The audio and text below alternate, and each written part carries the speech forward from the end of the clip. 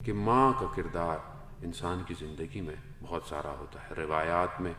اور قرآن میں کی احادیث اور روشنی ہمیں بتاتے ہیں کہ والدین کے ساتھ بہترین سلوک کرنا انسان کی زندگی کے لیے بہت مہم ہے۔ امام رضا علیہ السلام ارشاد فرماتے ہیں کہ ماں جس طرح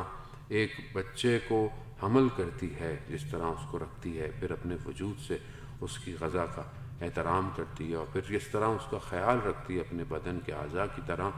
یقیناً کوئی بھی اس کی جگہ نہیں لے سکتا۔ یہ ماں ہی ہے کہ جو انسان کو اس قابل بناتی ہے کہ اس کے رونے، اس کے بولنے سے پہلے تک اس کے وجود، اس کے احساسات کو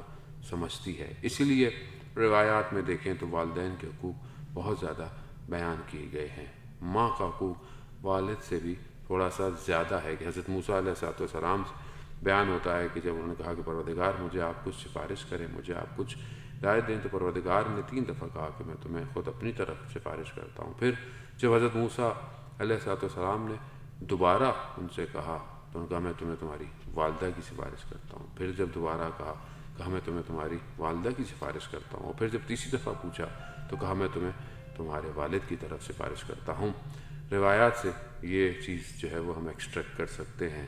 کہ والدہ جو ہے وہ والد نیکی کرنا والدہ کا تقریباً 2 برابر ہے والد کی نسبت۔ بہرحال والد کی جگہ و مقام بھی اپنی جگہ پر ہے، لیکن والدہ ہی کے لیے پروردگار کی اگر محبت کو کمپیئر بھی کیا جاتا ہے کہ جسے ہم بالکل کمپیئر کر نہیں سکتے، لیکن ایک کثرت کی وجہ سے کہ خداوند متعال 70 گنا زیادہ ماں سے محبت کرتا ہے۔ 70 کے یا باقی جتنے بھی حصے ہیں وہ بیسکلی ہوتے جو ہیں وہ کثرت کی وجہ سے ہیں انسان، لیکن خداوند متعال کی محبت کو ماں کی محبت سے جو ہے وہ مشابہ کرنے کے لیے کہ ماں کی اہمیت کتنی ہے۔ اگر انسان اپنی زندگی میں والدین کی نیکی کرنا چاہے، والدین کی طرف نگاہ بھی نیکی کی طرح کرے، تو یقیناً یہ بھی ایک صدقہ اور ایک خیرات ہے کہ انسان نیکی کر رہا ہے اپنے والدین کی طرف نگاہ کر کر۔ جو بھی لوگ دنیا میں کمال کی ہستی تک پہنچتے ہیں، یقیناً وہ اپنے والدین کے احترام کے ساتھ ہی اس مقام پر پہنچتے ہیں۔ روایات اس ذیل میں بہت زیادہ ہیں کہ جس کے اندر بہت زیادہ والدین کے لیے نیکی کے رسالہ حقوق امام سجاد علیہ السلام نے دونوں والدین کے حقوقوں کو بہت بہترین طریقے سے بیان کیا ہے۔ انسان کے لیے بہت سارے ایسے حقوق ہیں، خاص طور پہ وہ حقوق جو اس نے اپنی زندگی میں والدین کے ساتھ کرنے ہوتے ہیں، ان کے ساتھ احترام کرنا، ان کے ساتھ نیکی کرنا، ان کے ساتھ وہ رویہ رکھنا کہ بچہ اس وقت چل بھی نہیں سکتا تھا تو والدین اسے انگلی پکڑ کر چلنا سکھاتے ہیں، اسے بولنا سکھاتے ہیں اور اس کے ساتھ زندگی میں، اور پھر یہ وہ نیکیاں ہیں کہ جو اس اپنی زندگی میں انہیں دینی پڑتی ہیں، لیکن جب والدین دنیا سے چلے جائیں تو بھی انسان کے اوپر بہت سارے حقوق جو ہے وہ لازم آ جاتے ہیں کہ انہیں زندگی گزر جانے کے بعد اپنے والدین کے ساتھ کیا۔ یقیناً اس میں سب سے زیادہ یہی کہ انسان اپنی زندگی میں خود نیک کام ایسے کرے کہ جو آہستہ آہستہ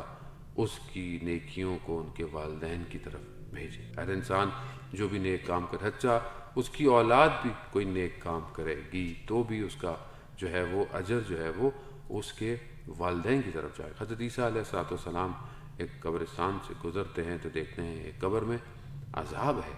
اور جب کچھ عرصے کے بعد دوبارہ دیکھتے ہیں تو قبر میں عذاب نہیں ہے۔ پروردگار سے پوچھتے ہیں کہ پروردگار یہ کیا ماجرا ہے؟ کہا اس کی اولاد میں سے کسی نے ایک راستہ ٹوٹا ہوا تھا، اس راستے کو صحیح کیا اور لوگ اس سے چلنا شروع ہو گئے، یعنی ایک نیکی کی اس کی اولاد نے، تو خدا نے ان کی قبر سے عذاب کو جو ہے وہ ختم کر دیا۔ اسی لیے اگر آج ہم اپنی اولاد کی بھی تربیت کریں تو ان کی ہوئی نیکی، حتیٰ قرآن کی تلاوت کرنا، بسم اللہ الرحمن الرحیم پڑھنا